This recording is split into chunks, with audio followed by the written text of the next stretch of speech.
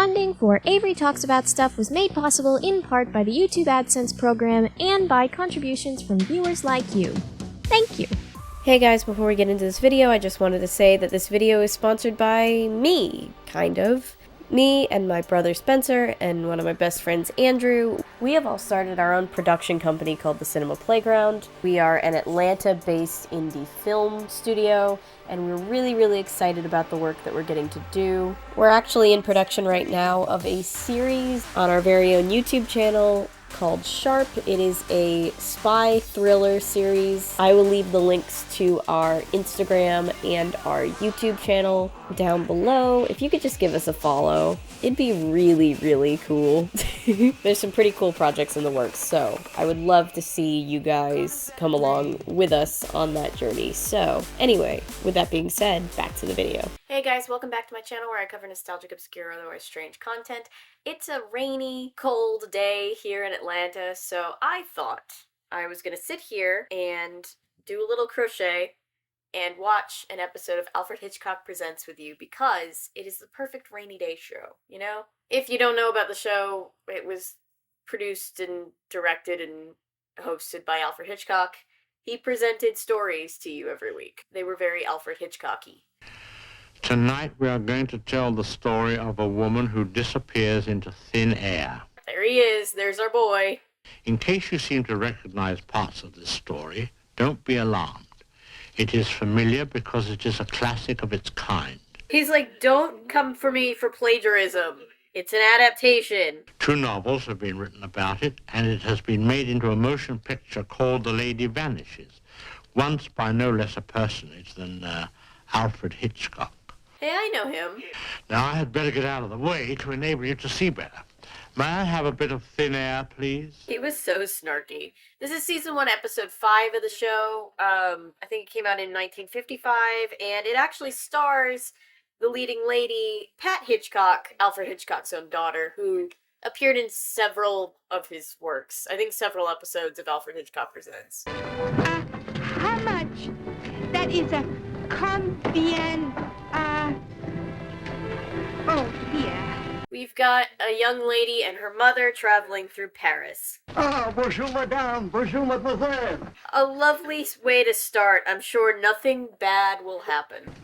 I can't understand why I feel so tired. I was perfectly well on the boat. That's a vibe. I'm tired all the time, lady. Bonsoir, mesdames. Vous avez retenu une chambre? I'm afraid we don't speak French. Does anyone here speak English? Oh, forgive me, mademoiselle. Poor foreign people always having to accommodate English-speaking people that don't know any other languages. Forgive me. I'm afraid we can only give you 1 room instead of the 2 that you have requested in your cable. You see, Paris is so crowded with the visitors who've come to see our great world exposition. Okay, it's during the World Expo in Paris, so they've been robbed of a room.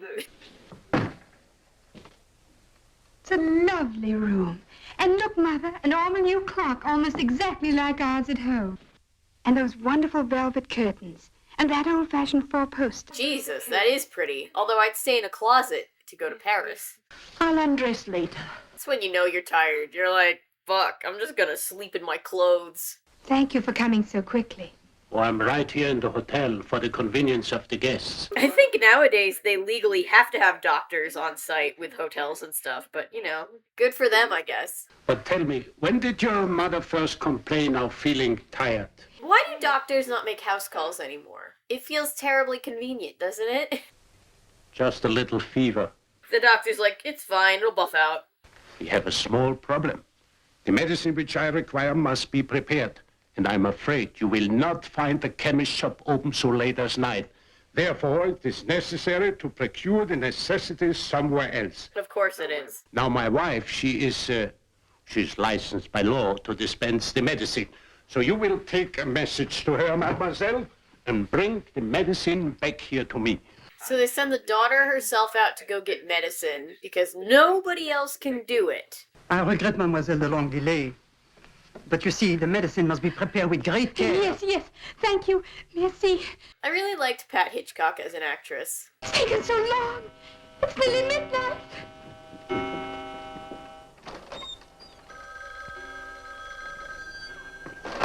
Bonsoir, mademoiselle. Sure, just throw her out into the cold in a foreign country. Great job. May I have my key, please, number 342? Qui désirez-vous voir, mademoiselle? When she gets back to the hotel, nobody remembers her. Well, I signed that register right there. I'm sorry, mademoiselle, but see for yourself. Number 342, Monsieur Duchesne. He has been with us for some days. Her name is not in the register that she signed. Why, that porter over there. He carried up our bags. Mais no, I've never seen her before. Of course he hasn't. What am I going to do? Where's my mother? Oh, she will no doubt find you, mademoiselle. Can you imagine how frightening this would be if it happened to you? I would lose my mind. Meanwhile, number 254 is a very nice room. You think I can go to bed not knowing what's become of my mother? They put her in a room, send her to bed, and the next day... Oh, what's happened? What can have happened?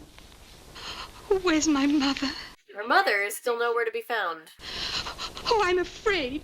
I must have help. The embassy will help you, of course. She goes to the embassy, and they're like, maybe go home. And she's like, yeah, but my mom is still here somewhere. Mr. Farnham, do you believe a single thing I've told you? I'm going to believe everything I possibly can, Miss Winthrop.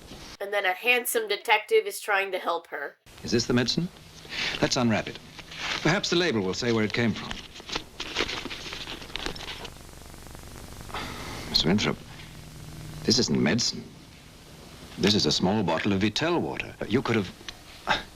It could have been bought anywhere. Oh my God, it's bogus medicine. But that's what she gave me, the doctor's wife. She made me wait nearly 2 hours for it. Sketchy doctor. Sir, the steamship company says that Mrs. Winthrop and Miss Diana Winthrop arrived in Marseille on the 18th and were booked through to Paris on the boat train.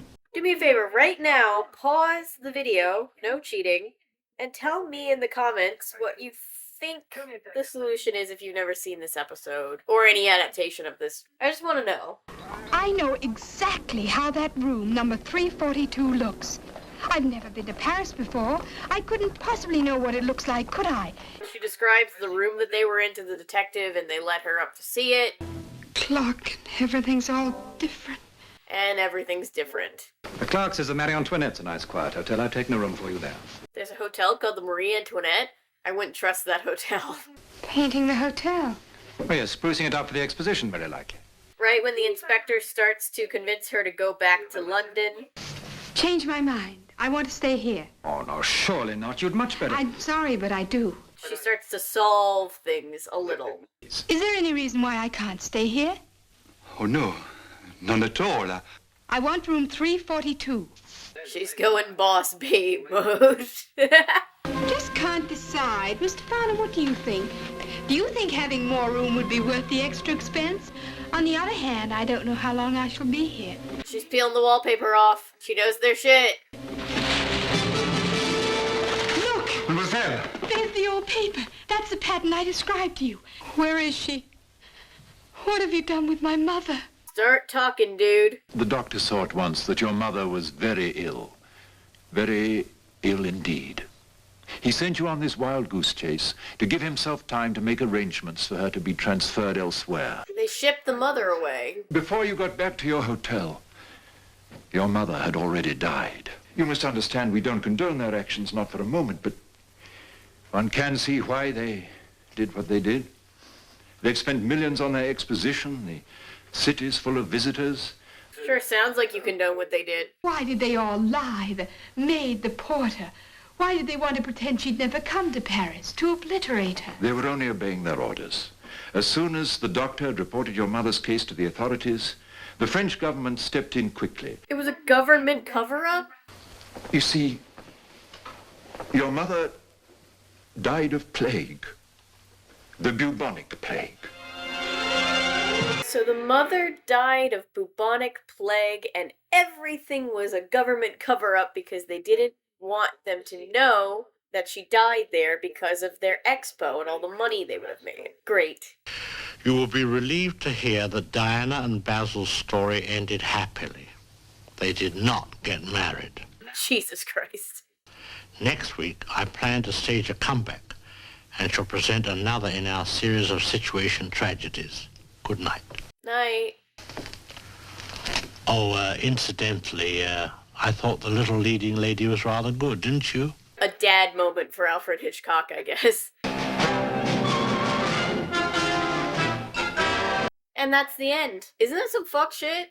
I hope you've enjoyed this with me. Let me know if you want me to cover more episodes from this series. It goes hand in hand for me with, like, The Twilight Zone. It's a little earlier than The Twilight Zone by a couple years, but just kind of that era of black and white suspense TV. I just love it. So, thank you for being here. Thank you for watching, liking, commenting, subscribing, sharing. Everything you do to support this channel means the world to me. If you're new here and you're a fan of nonsense, maybe consider sticking around. I post nonsense all the time. If you'd like to enable my nonsense, maybe consider becoming a member. You get extra perks, but remember, my name is Avery. I'm a YouTuber who say so because thanks to you guys, this is technically a YouTube channel. Bye!